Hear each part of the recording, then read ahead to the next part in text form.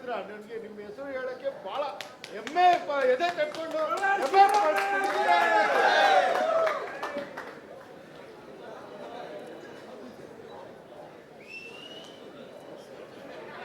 ಈ ಸಮಾರಂಭದಲ್ಲಿ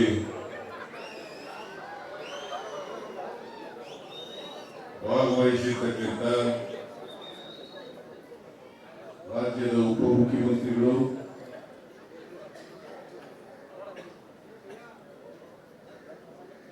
ಪ್ರದೇಶ ಕಾಂಗ್ರೆಸ್ ಸಮಿತಿಯ ಅಧ್ಯಕ್ಷರಾದಂಥ ಡಿ.ಕೆ. ಶಿವಕುಮಾರ್ ಅವರ,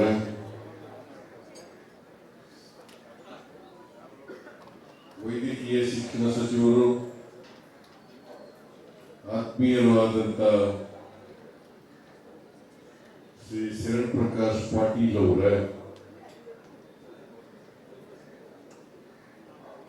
ನಿಮ್ಮೆಲ್ಲರ ಜನಪ್ರಿಯ ಶಾಸಕರು,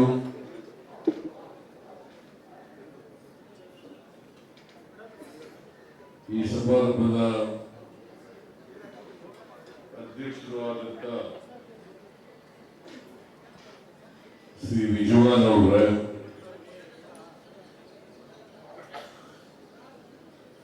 ಮುಖ್ಯಮಂತ್ರಿಗಳ ರಾಜಕೀಯ ಕಾರ್ಯದರ್ಶಿಗಳಾದಂಥ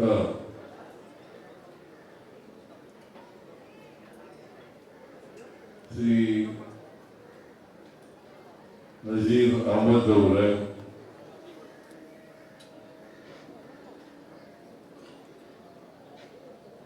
ವೇದಿಕೆ ಮೇಲಿರ್ತಕ್ಕಂಥ ಎಲ್ಲ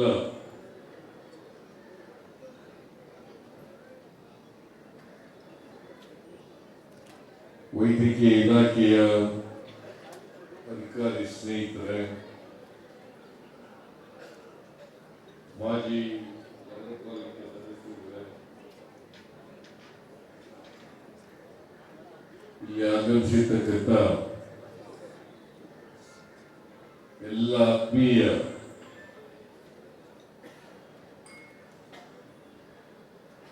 ಬಂಧು ಭಗಿನಿಯರೇ, ಇತರ ಎಲ್ಲ ಸ್ನೇಹಿತರೇ, ಮಾಧ್ಯಮದ ಗೆಳೆಯ, ಇವತ್ತು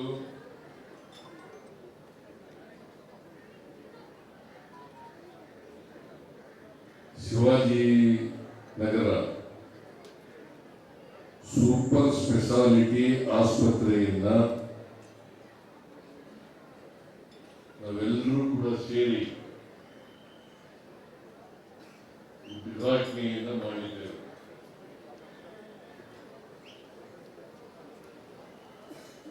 ರಿಜ್ವಾನ್ ಅರ್ಷದ್ ಅವರು ಈ ಕಾರ್ಯಕ್ರಮಕ್ಕೆ ಬರಲೇಬೇಕು ಅಂತೇಳಿ ಒತ್ತಾಯವನ್ನು ಮಾಡಿದ್ರು. ನಾನು ಮೈಸೂರಿಗೆ ಹೋಗ್ಬೇಕಾಗಿತ್ತು, ಆದರೆ ಈ ಕಾರ್ಯಕ್ರಮದ ಪ್ರಯುಕ್ತ ನಾನು ಈ ಕಾರ್ಯಕ್ರಮ ಆದ್ಮೇಲೆ ಹೋಗ್ತೀನಿ ಅಂತೇಳಿ ಸುಮಾರು 7:30ಗೆ ಮೈಸೂರಿಗೆ ಹೋಗ್ತಕ್ಕಂಥ ಕಾರ್ಯಕ್ರಮವನ್ನು ಮುಂದೂಡಿದ್ದೇನೆ. ಒಂದು ಸುಂದರವಾದಂಥ ಸೂಪರ್ ಸ್ಪೆಷಾಲಿಟಿ ಆರೋಗ್ಯ ಸೇವೆ ಇರ್ತಕ್ಕಂಥ ಆಸ್ಪತ್ರೆ, ಸರ್ಕಾರಿ ಆಸ್ಪತ್ರೆ ಶಿವಾಜಿನಗರದ ಭಾಗದಲ್ಲಿ ಪ್ರಾರಂಭ ಆಗಿರ್ತಕ್ಕಂಥದ್ದು. ಈ ಭಾಗದ ಜನರಿಗೆ ಉನ್ನತ ಮಟ್ಟದ ಆರೋಗ್ಯ ಸೇವೆಯನ್ನು ಕೊಡ್ತಕ್ಕಂಥಕ್ಕೆ ಅವಕಾಶ ಆಗ್ತದೆ. ಪ್ರತಿಯೊಬ್ಬರಿಗೂ ಕೂಡ ಸಮಾಜದಲ್ಲಿ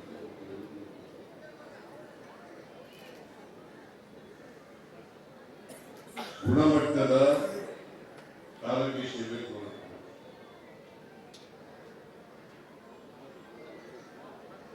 ಜನಸಂಖ್ಯೆ ಜಾಸ್ತಿ ಆಗ್ತಾ ಇದೆ,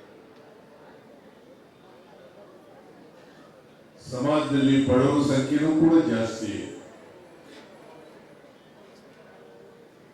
ಕೆಳ ಮಧ್ಯಮ ವರ್ಗದವರು ಮತ್ತು ಬಡವರು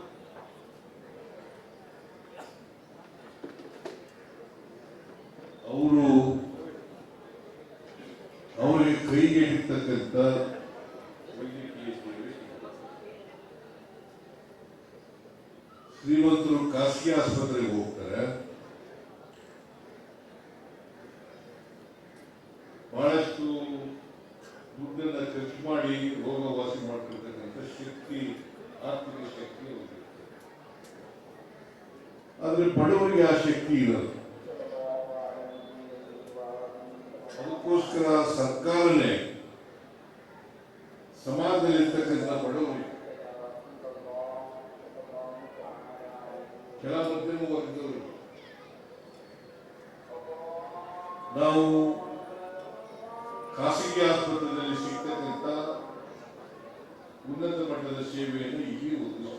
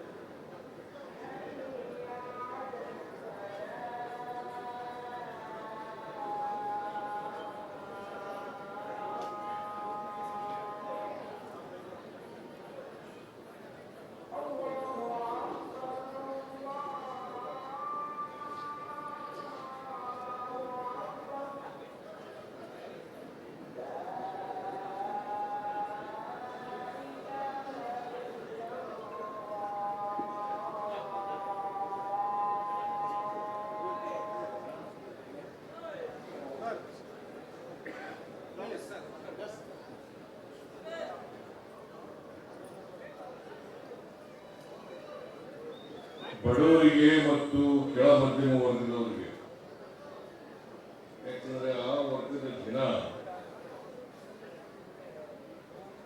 ಸರ್ಕಾರಿ ಆಸ್ಪತ್ರೆಗಳ ಮೇಲೆ ಹೆಚ್ಚು ಅವಲಂಬನೆ ಆಗಿರುತ್ತದೆ. ಅದಕ್ಕೋಸ್ಕರ ಅವರಿಗೆ ಗುಣಮಟ್ಟದ ಆರೋಗ್ಯ ಸೇವೆಯನ್ನ ಕೊಟ್ಟು ಅವರಿಗೆ ಬಂದಿರತಕ್ಕಂಥ ಕಾಯಿಲೆಗಳನ್ನು ವಾಸಿ ಮಾಡಿಕೊಡೋದಿದೆಯಲ್ಲ,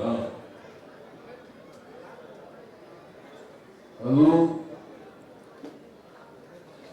ಸರ್ಕಾರದ ಮುಖ್ಯ ಕೆಲಸ. ಅದಕ್ಕೋಸ್ಕರ 2016 ನಾವು ಅನೇಕ ಜಿಲ್ಲೆಗಳಲ್ಲಿ ಸೂಪರ್ ಸ್ಪೆಷಾಲಿಟಿ ಆಸ್ಪತ್ರೆಗಳನ್ನು ಪ್ರಾರಂಭ ಮಾಡಬೇಕು ಅಂತ ಮಾಡಿದ್ವಿ. ಮೈಸೂರಿನಲ್ಲಿ, ಇಲ್ಲಿ ಶಿವಾಜಿನಗರದಲ್ಲಿ, ಗುಲ್ಬರ್ಗದಲ್ಲಿ, ಬೆಳಗಾವಿನಲ್ಲಿ, ಹುಬ್ಬಳ್ಳಿಯಲ್ಲಿ ಹೀಗೆ ಸೂಪರ್ ಸ್ಪೆಷಾಲಿಟಿ ಆಸ್ಪತ್ರೆಗಳು ಎಲ್ಲ ಯಾಕಂದ್ರೆ ಖಾಸಗಿ ಆಸ್ಪತ್ರೆಗಳಲ್ಲಿ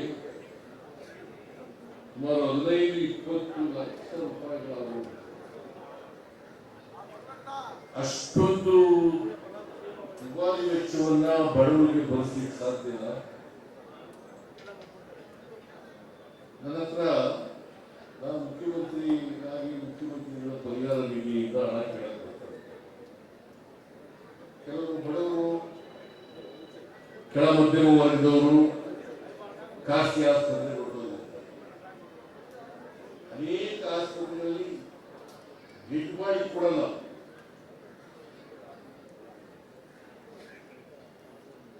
ದುಡ್ಡು ಕಟ್ಬಿಟ್ಟು ತಗೊಂಡು ಹೋಗಿ ಅಂತ ಹೇಳ್ತಾರೆ. ಭವಿಷ್ಯದಲ್ಲಿ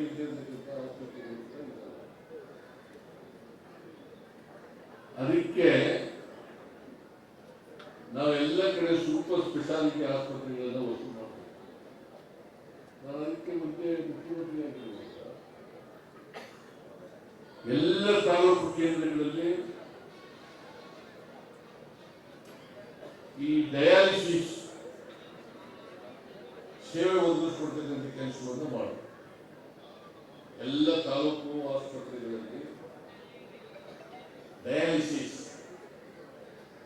ಕಿಡ್ನಿ ಫೇಲ್ ಆದರೆ ಅವರಿಗೆ ಡಯಾಲಿಸಿಸ್ ಮೂಲಕ ಸೇವೆಯನ್ನು ಕೊಡಿಸ್ತಕ್ಕಂಥ ಕೆಲಸವನ್ನು ಮಾಡ್ತಕ್ಕಂಥದ್ದು ಮಾಡ್ತಾರೆ. ಯಾಕಂದ್ರೆ ಸರ್ಕಾರಿ ಆಸ್ಪತ್ರೆಗಳಲ್ಲಿ ಖಾಸಗಿ ಆಸ್ಪತ್ರೆಗಳಲ್ಲಿ ಸಿಗ್ತಕ್ಕಂಥ ಸೇವೆಗಳು ಇವ್ರಿಗೂ ಸಿಗಬೇಕು. ಅವರು ವಂಚಿತರಾಗಬಾರದು.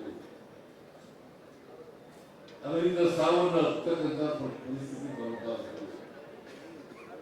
ಅದಕ್ಕೋಸ್ಕರ ನಾವು ಎಲ್ಲ ಭಾಗದಲ್ಲೂ ಕೂಡ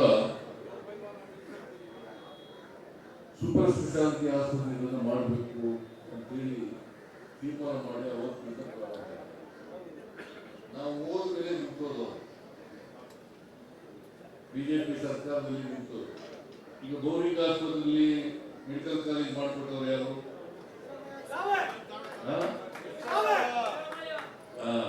ಅಲ್ಲಿ ಬೋರಿಂಗ್ ಆಸ್ಪತ್ರೆಯಲ್ಲಿ ಒಂದು ಮೆಡಿಕಲ್ ಕಾಲೇಜ್ ಬೇಕು. ಮೆಡಿಕಲ್ ಕಾಲೇಜ್ ಆದ್ರೆ ಒಂದು ಆಸ್ಪತ್ರೆನೂ ಆಗ್ತದೆ. ಈಗ ಅದಕ್ಕೆ ಮೆಡಿಕಲ್ ಆಗ್ಬೇಕು ಅಂತ ವಿಜ್ವಾನ್ ಅರ್ಷದ್ ಹೇಳಿದ್ದಾರೆ. ನಾನು ಇನ್ನೊಂದು ದಿನ ಬರ್ತೀನಿ ಬೋರಿಂಗ್ ಆಸ್ಪತ್ರೆಗೆ. ಅಲ್ಲಿಗೂ ಅಡಿಗಲ್ ಆಗ್ತಕ್ಕಂಥ ಕೆಲಸವನ್ನು ಮಾಡಿ ಮೆಡಿಕಲ್ ಕಾಲೇಜ್ ಸ್ಯಾಂಕ್ಷನ್ ಮಾಡಿದವರು ನಾವು. ನಾನೇನೆ ತೀರ್ಮಾನ ಮಾಡಿದ್ದೆ, ಪ್ರತಿ ಜಿಲ್ಲೆಯಲ್ಲಿ ಒಂದು ಮೆಡಿಕಲ್ ಕಾಲೇಜ್ ಇರಬೇಕು, ಒಂದು ಆಸ್ಪತ್ರೆ ಇರಬೇಕು. ಯಾಕಂತಂದ್ರೆ ಆ ಭಾಗದಲ್ಲಿ ಇರ್ತಕ್ಕಂಥ ಜನರಿಗೆ ಉತ್ತಮವಾದಂಥ ಗುಣಮಟ್ಟದ ಆರೋಗ್ಯ ಸೇವೆಯನ್ನು ಉಚಿತವಾಗಿ ಒದಗಿಸುವ. ಇಲ್ಲಿ ಆಸ್ಪತ್ರೆ ಆಗಿದೆ. ಎಷ್ಟೋ ಸಹಾಯ ಮಾಡಿದ್ದಾರೆ. ಅವರಿಗೆ ಧನ್ಯವಾದಗಳನ್ನು ಹೇಳಲಿಕ್ಕೆ ಪ್ರಧಾನಮಂತ್ರಿಯವರು ಸುಮಾರು 11 ಕೋಟಿ ರೂಪಾಯಿಗಳಷ್ಟು ಖರ್ಚು ಮಾಡಿದ್ದಾರೆ. ಬಿಲ್ಡಿಂಗ್ ಎಲ್ಲ BBMP ಅವರು ಕಟ್ಟಿದ್ದಾರೆ. ಅದು ಇಲ್ಲಿ ಅವರು ಸಹಾಯ ಮಾಡಿದ್ದಾರೆ. ಅವರಿಗೆ ಧನ್ಯವಾದಗಳೆಲ್ಲ ಸರ್ಕಾರದ ಪರವಾಗಿ ಹೇಳಲಿಕ್ಕೆ ಬಯಸ್ತಾರೆ. ಬಟ್ ನಾನು ಆಸ್ಪತ್ರೆ ಸಿಬ್ಬಂದಿಯವರಿಗೆ ಹೇಳೋದೇನಪ್ಪ, ಆಸ್ಪತ್ರೆ ಯಾರು ನೋಡ್ತಿರ್ತಾರೆ, ಶುಚಿತ್ವ ಬಹಳ ಚೆನ್ನಾಗಿ ನೋಡ್ತಾರೆ. ಆಸ್ಪತ್ರೆಯಲ್ಲಿ ಮೇಂಟೆನೆನ್ಸ್ ಇಲ್ಲದೆ ಹೋದ್ರೆ ಭಾರಿ ಕಷ್ಟ ಆಗ್ತದೆ. ಶರಣಪ್ರಕಾಶ್ ಪಾಟೀಲ್ ಹೇಳ್ತಾ ಇದ್ರು, ಇಲ್ಲ ಇಲ್ಲಿ ಶುಚಿತ್ವ ಕಾಪಾಡಲಿಕ್ಕೆ ಪ್ರಯತ್ನವನ್ನು ಮಾಡ್ತೀವಿ. ಶುಚಿತ್ವ ಕಾಪಾಡಬೇಕು. ಎಲ್ಲ ಆಸ್ಪತ್ರೆಗಳು ಕೂಡ ಶುಚಿತ್ವವನ್ನು ಕಾಪಾಡಿದಾಗ ಮಾತ್ರ. ಇಲ್ಲೀಗ ಇದು ನೋಡಿದಾಗ ಸರ್ಕಾರಿ ಆಸ್ಪತ್ರೆ ಅನ್ಸಲ್ಲ. ಅದಕ್ಕೆ ನೋಡಿದಾಗ ಮತ್ತೆ ಅದು ಸರ್ಕಾರಿ ಆಸ್ಪತ್ರೆ ಆಗಬಾರ್ದು. ಇವತ್ತು ಹೆಂಗಿದೆ ಅದೇ ರೀತಿ ಮೇಂಟೈನ್ ಮಾಡ್ತಕ್ಕಂಥ ಕೆಲಸವನ್ನ ಮಾಡಬೇಕು ಅಲ್ಲ, ಮಾಡ್ಬೇಕಲ್ವಾ? ಈಗ ಕ್ಯಾತ್ ಲ್ಯಾಬ್ ಇದೆ, ಓಟಿ ಇದೆ, ICU ಇದೆ, ಎಲ್ಲ ಇನ್ಫೋಸಿಸ್ನವರು ಮಾಡ್ಕೊಂಡಿದ್ದಾರೆ. ಅದು ನೀವೇ ಮಾಡಬೇಕಲ್ಲ. ಅನೇಕ ಆಸ್ಪತ್ರೆಗಳಲ್ಲಿ, ಸರ್ಕಾರಿ ಆಸ್ಪತ್ರೆಗಳಲ್ಲಿ ಅನೇಕ ಮಿಷನರಿಗಳು ಕೆಟ್ಟೋಗ್ಬಿಟ್ಟು ಉಪಯೋಗ ಬರೋದು. ಅದು ಆಗಬಾರ್ದು. ಇಲ್ಲಿ ಇರ್ತಕ್ಕಂಥ ವೈದ್ಯಕೀಯ ಸಿಬ್ಬಂದಿಯವರು ಮೇಂಟೆನೆನ್ಸ್ ಅನ್ನ ಚೆನ್ನಾಗಿ ಮಾಡಬೇಕು ಮತ್ತು ಈ ಭಾಗದ ಎಲ್ಲ ಜನರಿಗೆ ಉತ್ತಮವಾದಂತಹ ಸೇವೆಯನ್ನು ಮಾಡ್ತಕ್ಕಂಥ ಕೆಲಸವನ್ನು ಮಾಡಬೇಕು. ನಮ್ಮ ಸರ್ಕಾರ ಬಡವರಿಗೆ ಸಹಾಯ ಮಾಡ್ತಕ್ಕಂಥ ಕೆಲಸವನ್ನು ಮಾಡಬೇಕು. ಬಡವರಿಗೆ ಆರ್ಥಿಕವಾಗಿ, ಸಾಮಾಜಿಕವಾಗಿ ಶಕ್ತಿ ತುಂಬತಕ್ಕಂಥ ಕೆಲಸವನ್ನು ಮಾಡಬೇಕು. ಅವರು ಯಾವುದೇ ಜಾತಿಯವರಿರಲಿ, ಯಾವುದೇ ಧರ್ಮದವರಿರಲಿ, ಬಡವರಿಗೆ ಜಾತಿ ಇಲ್ಲ. ಬಡವರು ಅಂತ ಎಲ್ಲ ಜಾತಿಯವರು ಬಡವರು, ಎಲ್ಲ ಧರ್ಮದವರು ಬಡವರು. ಅವರಿಗೆ ಆರ್ಥಿಕವಾಗಿ, ಸಾಮಾಜಿಕ ಶಕ್ತಿ ತುಂಬಬೇಕಲ್ಲ. ಮತ್ತೆ ಮುಖ್ಯವಾಗಿ ಬರಬೇಕು ಅಂತ ಹೆಂಗ್ ಬರ್ತಾರಲ್ಲ, ಸಮಾಜದಲ್ಲಿರ್ತಕ್ಕಂಥ ಎಲ್ಲ ಜನರು ಕೂಡ ಸಮಾನತೆ ಬರಬೇಕಲ್ಲ. ಎಲ್ಲ ಜನರು, ಬಡವರು ಶ್ರೀಮಂತರು, ಆ ಭೇದ ಇದೆಯಲ್ಲ, ತಾರತಮ್ಯ ಇದೆಯಲ್ಲ, ಅದು ಹೋಗ್ಬೇಕಲ್ಲ. ಅದಕ್ಕೋಸ್ಕರ ನಾವು 5 ಗ್ಯಾರಂಟಿ ಯೋಜನೆಗಳನ್ನು ಜಾರಿ ಮಾಡಿದ್ದು. ಹಿಂದಿನ ಮುಖ್ಯಮಂತ್ರಿ ಆಗಿರುವಾಗ ನಾನು ಅನೇಕ ಭಾಗ್ಯಗಳನ್ನು ಕೊಟ್ಟಿದ್ದೆ. ಅನ್ನಭಾಗ್ಯ, ಕ್ಷೀರಭಾಗ್ಯ, ಇಂದಿರಾ ಕ್ಯಾಂಟೀನ್, ಶಾದಿ ಭಾಗ್ಯ, ಭಾಗ್ಯ, ಮನಸ್ವಿನಿ, ಮೈತ್ರಿ, ಇಂಥ ಕಾರ್ಯಕ್ರಮಗಳೆಲ್ಲ ಯಾಕೆ ಕೊಟ್ಟಿದ್ದು? ಬಡವರಿಗೆ ಸಿಗ್ಬೇಕು. ಇವು ಬಡವರು ಕೂಡ ಆರ್ಥಿಕವಾಗಿ, ಸಾಮಾಜಿಕವಾಗಿ ಬಲಿಷ್ಠರಾಗಬೇಕು. ಅದಕ್ಕೋಸ್ಕರವಾಗಿ ಸರ್ಕಾರ ಇವತ್ತು 5 ಗ್ಯಾರಂಟಿ ಯೋಜನೆಗಳಿಗೆ ಬಜೆಟ್ ನಲ್ಲಿ ಈ ವರ್ಷ ಇಟ್ಟಿರ್ತಕ್ಕಂಥದ್ದು 52,009 ಕೋಟಿ ರೂಪಾಯಿ.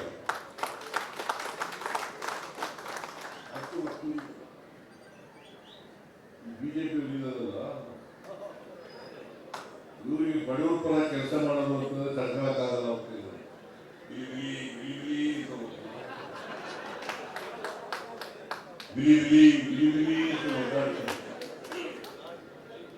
ಯಾಕೆಂತಂದ್ರೆ ಸಮಾನತೆ ಬರಬಾರ್ದು. ಸಮಾಜ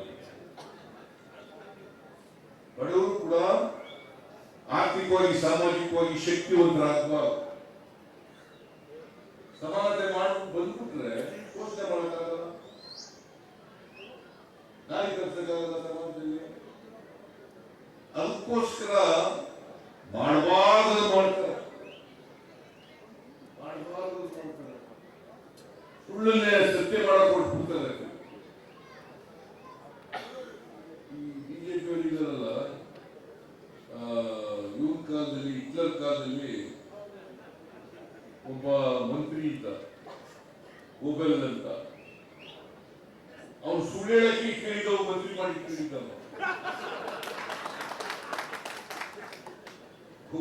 ಗುಬೆಲ್ಸ್ತಿಯರಿ ಅಂತ ಹೇಳ್ತೀವಿ ನಾವು. ಸುಳ್ಳು ಹೇಳಕ್ಕೆ ಒಬ್ಬ ಮಂತ್ರಿ, ಅವ್ನಿಗೆ ಏನ್ ಬೇರೆ ಕೆಲಸ ಇಲ್ಲ, ಬರೀ ಸುಳ್ಳು ಹೇಳೋದು.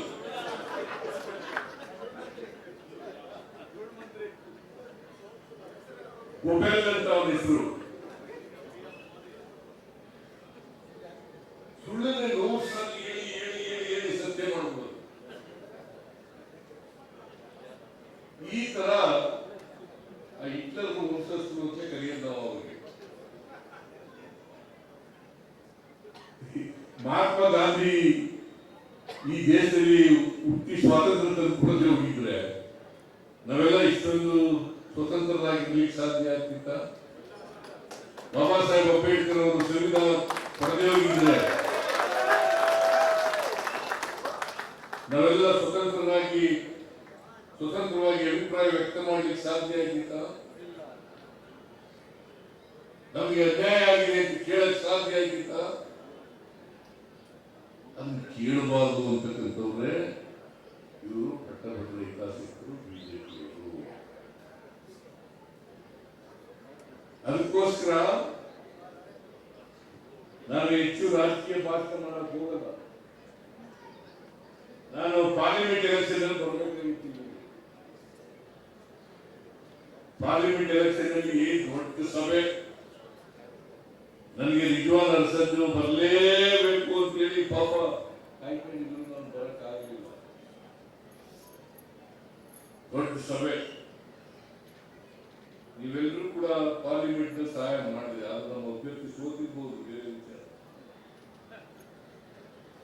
ಬೇರೆಯವರು ಓಟ್ ಹಾಕಲಿಲ್ಲ, ಅದಕ್ಕೋಸ್ಕರ ಸೋತು. ನೀವೆಲ್ಲ ಓಟ್ ಹಾಕಿದ್ರಿ.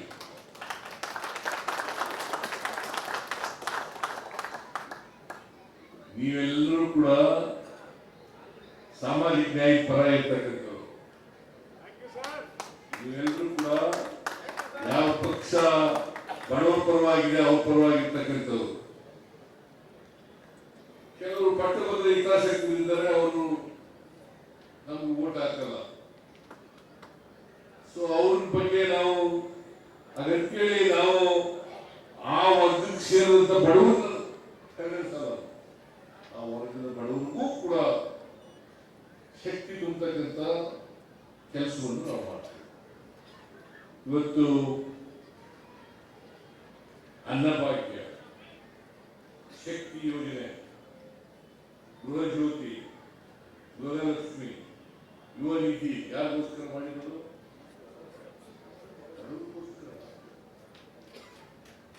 ಸುಮಾರು 52,000 ಕೋಟಿಗೂ ಹೆಚ್ಚು ಖರ್ಚು ಮಾಡ್ತಾ ಇರ್ತಕ್ಕಂಥ ವರ್ಷಕ್ಕೆ ಇದ್ರ ಸರ್ಕಾರ ಮಾಡ್ತಾ ಇತ್ತ?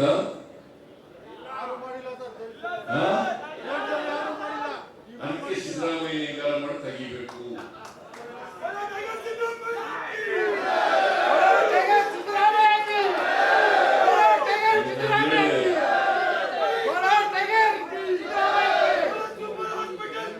ಜನರ ಆಶೀರ್ವಾದ ಎಲ್ಲಿಯವರೆಗೆ ಇರ್ತದೆ ಅಲ್ಲಿಯವರೆಗೆ ಸಿದ್ದರಾಮಯ್ಯನ ಅಲ್ಲಾಡಿಸ್ಲಿಕ್ಕೆ ಸಾಧ್ಯ ಅಲ್ವಾ? ನಿಮ್ಮ ಆಶೀರ್ವಾದ ಇರ್ತದೆ ಅಲ್ವಾ?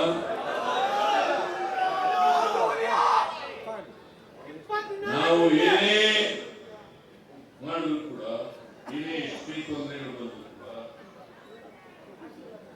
ಬಡವರ ಪರವಾಗಿ ಕೆಲಸ ಮಾಡೋದ್ರಲ್ಲಿ ರಾಜಿ ಇಲ್ಲ. ಬಡವರ ಪರವಾಗಿ ಮಾಡೇ ಮಾಡ್ತೀವಿ. ಬಡವರಿಗೆ ಆರ್ಥಿಕವಾಗಿ, ಸಾಮಾಜಿಕವಾಗಿ ಶಕ್ತಿಯನ್ನ ತುಂಬತಕ್ಕಂಥ ಕೆಲಸವನ್ನು ಮಾಡ್ತೀವಿ. ಇಷ್ಟು ಹೇಳಿ ನಿಜವಾದ ನರಸದವರು ಇದ್ದಾರಲ್ಲ, ಅವರು ಬಡವರ ಪರವಾಗಿರ್ತಕ್ಕಂಥ ವ್ಯಕ್ತಿ, ಸಾಮಾನ್ಯ ಜನರ ಪರವಾಗಿರ್ತಕ್ಕಂಥ ವ್ಯಕ್ತಿ, ಜನಪರವಾಗಿರ್ತಕ್ಕಂಥ ವ್ಯಕ್ತಿ. ನೀವು ನಿಮ್ಗೆಲ್ಲ ಒಳ್ಳೆ ಶಾಸಕ ಸಿಕ್ಕಿದ್ದಾನೆ ಅಷ್ಟೇ ಅಲ್ವಾ? ಒಳ್ಳೆ ಶಾಸಕ ಸಿಕ್ಕಿದ್ದಾನೆ. ಅವರಿಗೆ ರಾಜಕೀಯವಾಗಿ ಶಕ್ತಿ ತುಂಬತಕ್ಕಂಥ ಕೆಲಸವನ್ನ ಈಗ ಮಾಡಿದ್ದೀರಿ, ಮುಂದೆನೂ ಕೂಡ ಮಾಡಬೇಕು ಅಂತೇಳಿ ನಿಮ್ಮಲ್ಲಿ ಕೇಳಲಿಕ್ಕೆ ಬಯಸ್ತಾ ಇದ್ದೀನಿ. ಜೊತೆಗೆ ನಿಮ್ಮ ಆಶೀರ್ವಾದದಿಂದ ಇವತ್ತು ಕರ್ನಾಟಕದಲ್ಲಿ ನಮ್ಮ ಪಕ್ಷ ಸರ್ಕಾರದಲ್ಲಿದೆ. ಮುಂದೆನೂ ಕೂಡ ನಿಮ್ಮ ಆಶೀರ್ವಾದ ಇರಬೇಕು ಅಂತ ಕೇಳ್ಕೊಂಡು ಈ ಆಸ್ಪತ್ರೆ ಶಿವಾಜಿನಗರ ಸೂಪರ್ ಸ್ಪೆಷಾಲಿಟಿ ಆಸ್ಪತ್ರೆ ಇದು ಇನ್ನೂ ಹೆಚ್ಚು ಸವಲತ್ತುಗಳನ್ನು ಒದಗಿಸಿಕೊಡ್ಲಿಕ್ಕೆ ಪ್ರಯತ್ನವನ್ನು ಮಾಡ್ತೀವಿ. ಏನೇನು ಸವಲತ್ತುಗಳಿದ್ದಾವೆ ಇದಕ್ಕಿಂತ ಹೆಚ್ಚು ಸವಲತ್ತುಗಳನ್ನು ಒದಗಿಸಿಕೊಡ್ತಕ್ಕಂಥ ಕೆಲಸವನ್ನು ಮಾಡ್ತೀವಿ. ಯಾಕಂದ್ರೆ ಜಯದೇವ ಆಸ್ಪತ್ರೆಗೆ ಹೋಗ್ಬೇಕು, ನ್ಯೂರಾಲಜಿ ಸೆಂಟರ್ಗೆ ಹೋಗ್ಬೇಕು,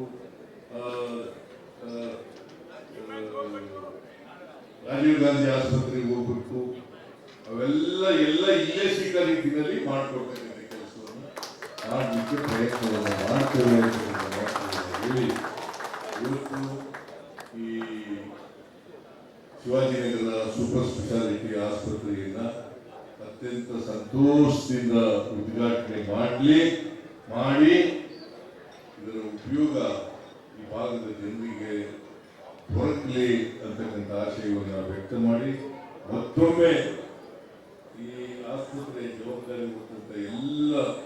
ವೈದ್ಯಕೀಯ ಸಿಬ್ಬಂದಿಯವರಿಗೆ ನಾನು ಸೂಚನೆ ಕೊಡೋದೇನಂತ ಅಂತಂದ್ರೆ ಇದರ ಮೈಂಟೆನೆನ್ಸ್ ಅನ್ನ ಚೆನ್ನಾಗಿ ಮಾಡಬೇಕು. ಇದರ ಉಪಯೋಗ ಎಲ್ಲ ಈ ಮಾತುಗಳನ್ನ ಹೇಳಿ ನನ್ನ ಮಾತುಗಳನ್ನು ಮುಗಿಸ್ತೇನೆ. ನಿಮ್ಮೆಲ್ಲರಿಗೂ ನಮಸ್ಕಾರ. ಜೈ ಹಿಂದ್, ಜೈ ಕರ್ನಾಟಕ.